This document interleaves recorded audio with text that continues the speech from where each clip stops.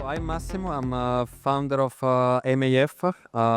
In the past 10 years, we'll be focusing a lot on rewarded advertising. What's rewarded advertising? Essentially, it's where users are engaging with games in exchange for rewards. So there is a value exchange between the user and your games.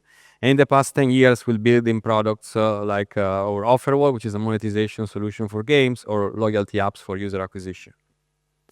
What we're going to talk about today. So we're going to talk mainly about the current state of rewarded advertising, why it's important for you guys, and what it takes for a rewarded ads to work or not to work sometimes, and how we can improve the user experience for a user when they come from such sources and they get into the games. I know most of the talks here has been about the creatives. I think this one will be a little bit more about the product and the user experience, but we're going to have a little bit of sneak peek into the creatives of Offerwall. Little bit spoiler, there are not many creatives in Offerwall at all. Why is important? So if you're following the news like AppsFlyer report or Singular report, the index that they publish every quarterly, you basically seen a surge in the Offerwall and rewarded channels from a few, like a couple of years ago, up to 20-30% of the sources there. They are very close to big media like Meta, Google, Applovin, and the other ones. I wanted to include these slides just to present a few of the top and most known publishers there. We have about 9 that are included there. Some of the names might be familiar to you, like Misplay, Zibidi, Prime Insights, and others.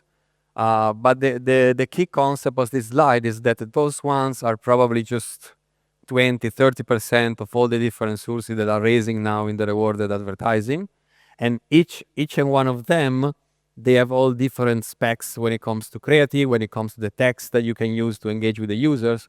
So if you want to have a healthy user acquisition channel on the rewarded, you need to take into account that probably you're going to end up working with 20, 30, sometimes even 40 different sources at the same time. So you need a way to optimize your workload, essentially. The regions that are driving the growth are basically the Tier 1, USA, Western Europe, Tier 1 Asia, which are pretty much the biggest across all the platforms. What's the decision that drives a developer to start running in rewarded? It's essentially the market opportunity. As you can see very quickly, this is an example of a game monetized mainly with rewarded ads, so IAA. You can see the opportunity. So the ratio between the cost that you can have on Offerwall, acquiring users, and the rewarded video that you can use for monetizing. The key is very simple. In rewarded, you start from the CPI. The CPI is the offer, the bid you can give it to user. The higher the better, obviously, which is pretty much the opposite that you have on Meta or Google. The lower, obviously, the better. And you can find some sweet spots. This is just an example. Obviously, every game has different metrics. And how does it change between rewarded and traditional media? I'm not going to go through all of them right now, but just want to focus on CPI, as I said. It's usually medium CPI, lower than traditional medias. And the ROI window, so the window that it takes for your game to recoup the full investment, is usually shorter than the one you have on DSP. I've seen games break even on a year, going to a 60, 90, 100 days recoup window on rewarded. So it's usually very short. On the downside, obviously, after the reward funnel ends, that you're going to have a lower retention rate compared to traditional media. So your goal is how to make the user not churn after you stop paying them rewards, essentially. Why rewarded works for some verticals, some type of game, and doesn't really work for others? That's probably a very interesting question. On one side, we have the games that work the better, social casinos, real money games. They're very similar to the audience we can acquire from rewarded. Those users are looking into instant gratification. They are looking into earn money online, so real money gaming. And the economy of this game, the whole game is built around their economy. So the currency is the main thing you can have in the game, like spins, dice, or coins in this case. In the mid side, we have match 3 and idle games, which work quite good. And what doesn't really work that much, it's classic games and hyper casual game. The reason it's very simple. They don't have, I have a quick slides here.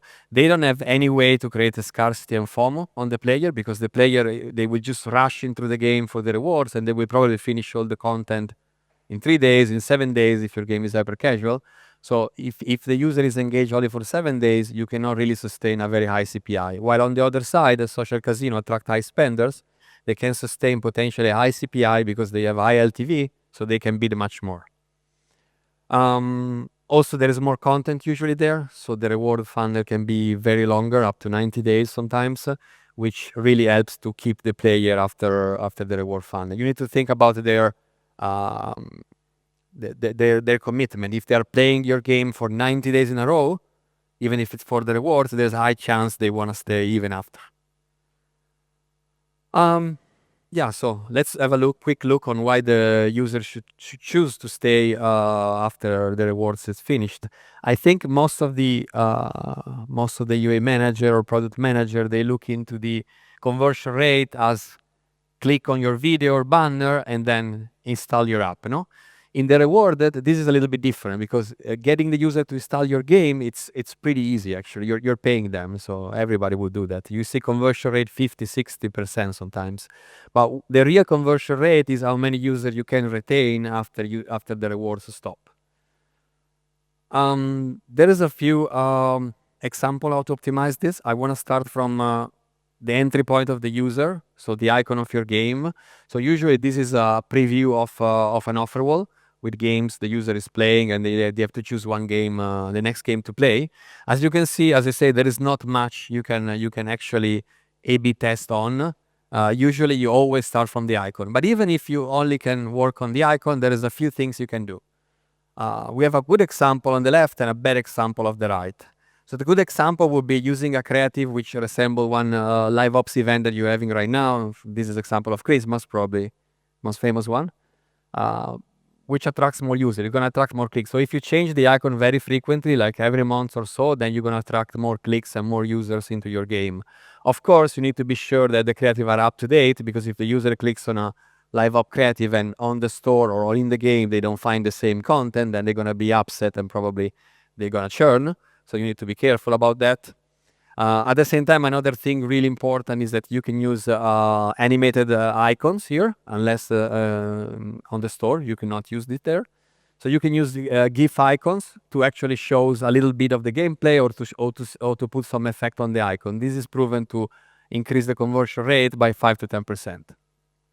Another thing that you could definitely not do is using an icon which is totally different from the one you have on the store, because the user will feel disappointed that they will not install your game, they will not convert.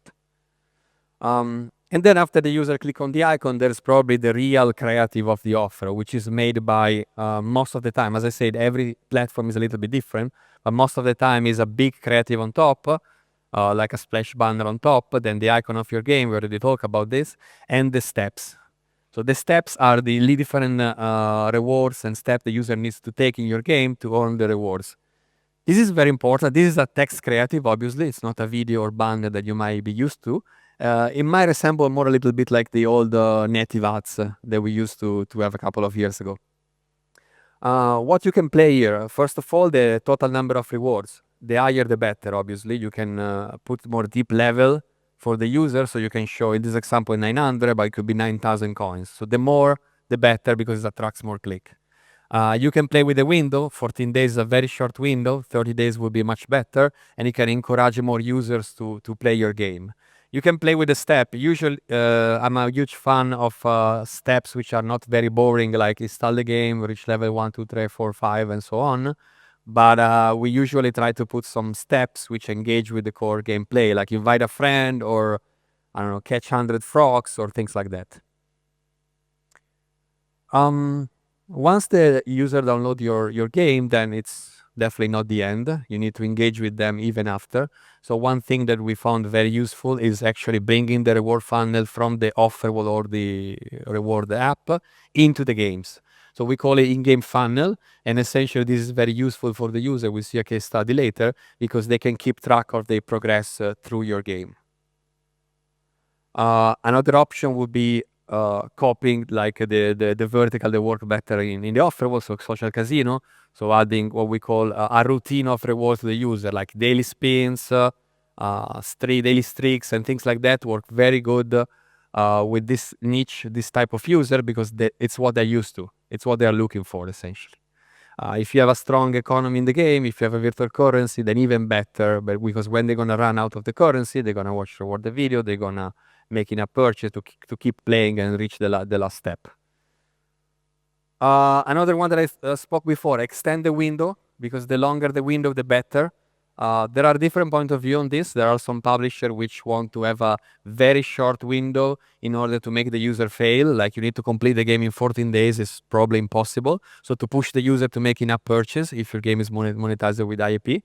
I personally believe this is not a good approach. I prefer to have a very long window, because we've seen when the window is very short, even the user that reach the final step, they are so sick of your game because they play like 8 hours in a day that they're gonna churn.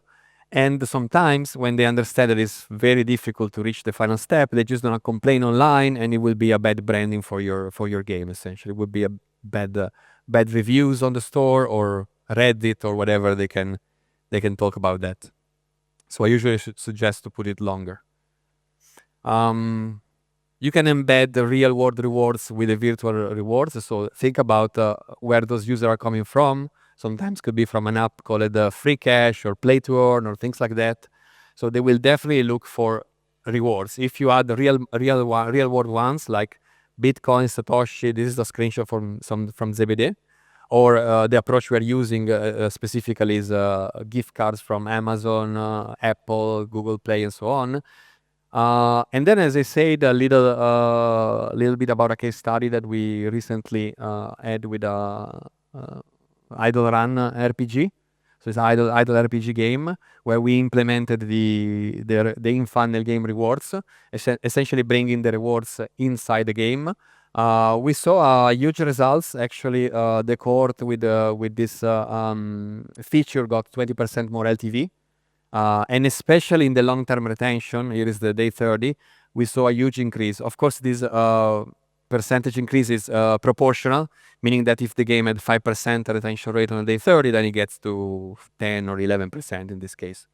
While we didn't see much difference in the first days, which means that this feature is very useful for the user. They want to keep playing your game. They want to progress your game. We call them loyal user. So the one that sticks longer, to help them get to the most difficult steps, usually the last ones, and get to the end point. And also like 9% of the user more reach the final step of the reward, which is essentially what we want. We would love all the user to get to the final step, because there's more chance they're gonna play after. We still have a couple of minutes, so we'll be super happy to answer your questions if you have. We spoke a little bit about the current state of Rewarded. I hope you got some insights on why it's growing. We're talking with publisher daily, and I've heard from some of them, Rewarded is now accounting from 15 to 20% of the overall UA budget. So it's definitely growing. It's definitely something which is evolving a lot. It's been around for a while, like more than 10 years, but recently there is more innovation in this space. So I'm sure all the products and offer will get more sophisticated in the product and in the creatives. And a few suggestions, few FAQ on how to improve the user experience of the players when they come from a rewarded source and they play your games. So thank you very much for your attention. I hope you enjoyed the session. And thank you. Thanks very much. All right, so no questions came in through the Slido app. Does anyone have anything they'd like to ask? We can pass a microphone around if you do. Anyone at all? All right, no worries. We're going to break for coffee now. Thanks so much, Massimo.